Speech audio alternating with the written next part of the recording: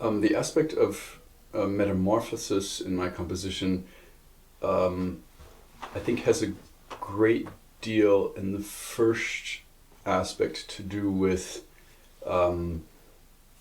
time and not showing the listener immediately the material, and through that achieving, if it works, a very high level of suspense, which is difficult to do compositionally, is to, at the beginning of a composition, deliver only very small portions of motivic material and let the motivic material develop as if it were organically being developed in front of the listener, or with the listener watching the development.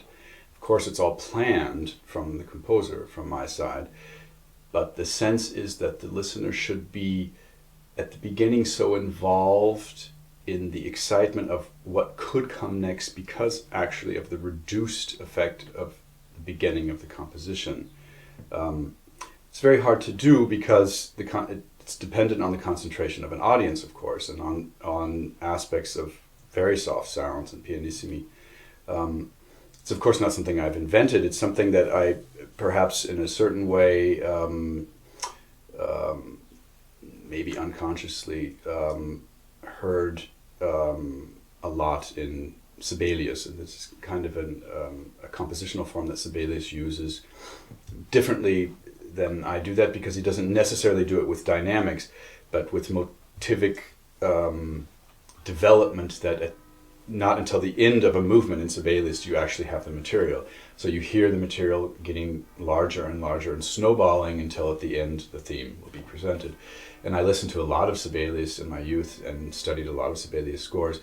And when I came to this style of composition, it wasn't clear to me at the beginning that it came from Sibelius, but I think now it's a bit obvious that that's perhaps in a certain way where it comes from. Not necessarily from the sound aesthetic. I use a different kind of sound aesthetic, but this idea of unfolding for the listener. I think perhaps the metamorphosis aspect of my music also comes from a certain need to, or a wish to narrate very theatrically. So in a way, I like telling stories, and when I tell a story, I don't want to tell the listener at the beginning, well, this is actually what's going to happen, and so on.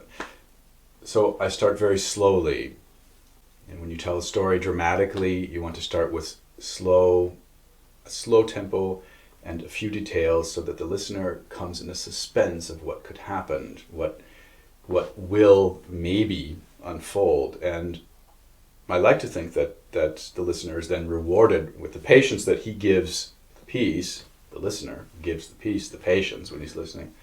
That does come a point when something very large unfolds, and he is rewarded with having endured this metamorphosis of sound and thematic material. There's something about the aspect of using a form that's based on metamorphosis that could be considered slightly manipulating, from the point of the composer manipulating the audience to come with him in a certain direction. This, I would say, is most definitely my intention, to manipulate the audience, although this word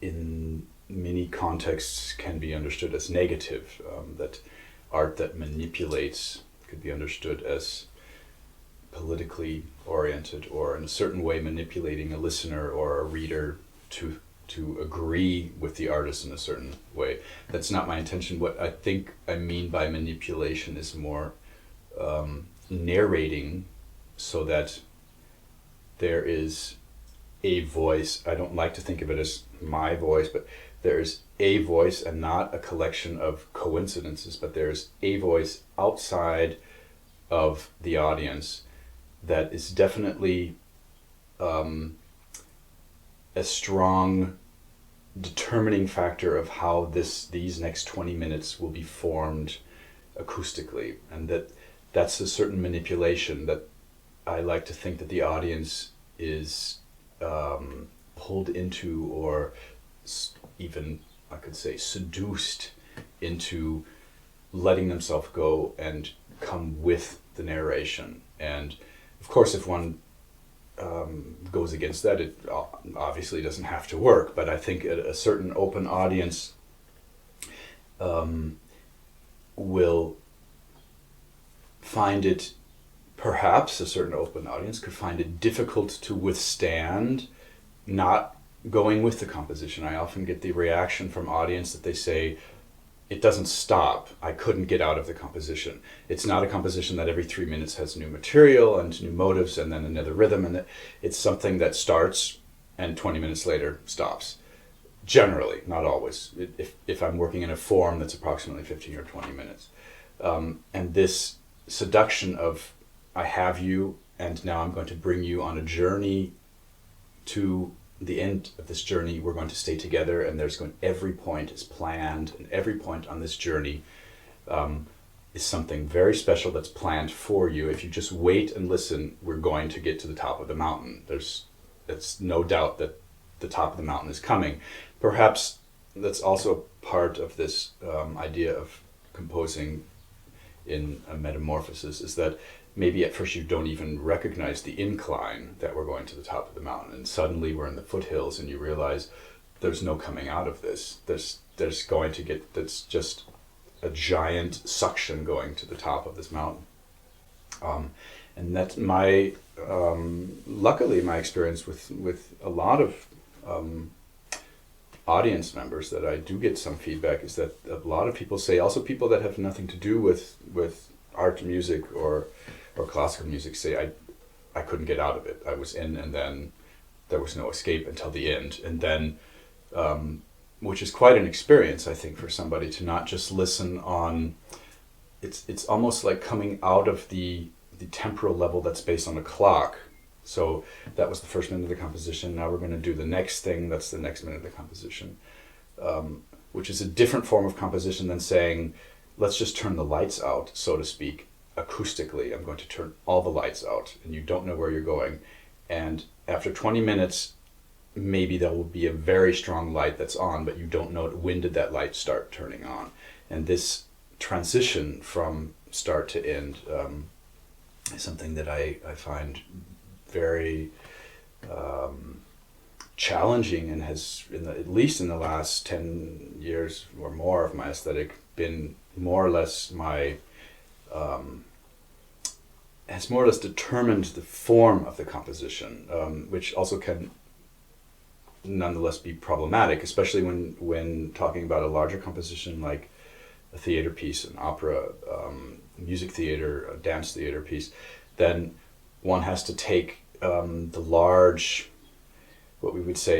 span of things that I would generally do in an orchestra piece over 20 minutes. And if it's a music theater piece of 90 minutes or an hour, then it becomes more difficult to take that span in one narration. So the narration has to be, of course, then interrupted, but each of the steps of the narration have to have their own span.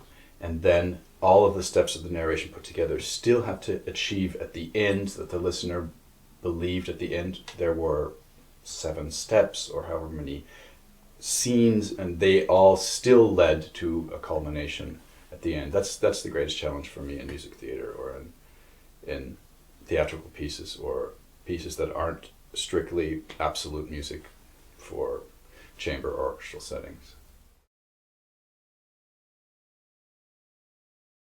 I think that, of course, art music is always relative to the language that the composer is using, so that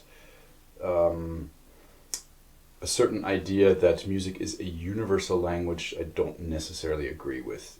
It depends, any form of art depends on the reception and the capabilities of the receiver, how well he understands the language, how well he has been capable of opening his ears, looking at it, for example, a very complicated drawing or graphic, and asking somebody let's say off the street, to find in this graphic a certain figure very quickly.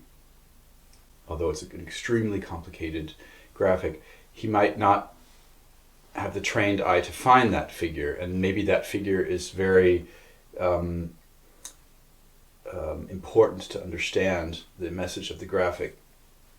So had he been able to be trained visually to find more information in a certain collective set of visual images, then he may understand that more quickly. And I think that is also the case with music. The more one listens to all different kinds of music, not just modern music, but that the more one is capable of going into a composition and understanding the sound, but also understanding the temporal level. Music is very much based on, it's an art that's based on memory. How well does a listener remember what happened 1 minute ago, 2 minutes ago, 3 minutes ago, and how well can he carry that with him in the rest of the composition in order to understand the story? It's just like telling a story. If you forget what I had described as a character or an event in a narration, and 3 minutes later, it's of course important that you know what that character did or who that is for understanding the narration. And music is the same way. It's more abstract, but an audience that has a lot of experience with listening to longer forms will of course retain more in the form during the music. And this is not something that's necessarily natural born, so that I disagree, music is not necessarily a universal language. I've tried to use in my compositions without reducing the demands on the listener and without bringing a quality down to a minimal level that I could say everybody can understand. I've at the same time tried in many of my compositions to use acoustical phenomenon that do have a tendency to reach many listeners at a very instinctual level. That one might say these are effects or even tricks, acoustical tricks, but there are many things that can move an audience without an audience member necessarily understanding why he's being moved, and can bring him into a certain emotional space that he understands the composition at an instinctual level. A lot of these things for me have to do with the overtone series, and how I work with the overtone series on a formal level, and how things that come out of the overtone series, the octaves and the fifths and the fourths and the thirds, and how unfolding through this on a temporal level, something that is actually in our physics on a vertical level. That means the way that chords in a natural setting, the way that a chord is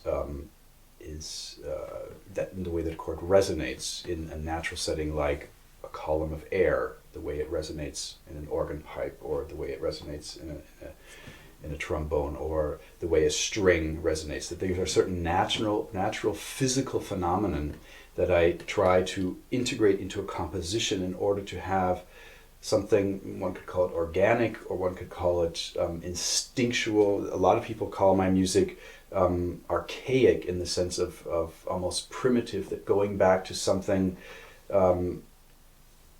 before a certain civilized form came into music. So certain sounds that sound like they're very hard to categorize in art music, that possibly reach us at a very primal is probably a better word, at a very primal level. Of course, many people will consider that effect or manipulation, and I think that's a very positive thing, to use those kinds of means to generate emotion and form for a composition.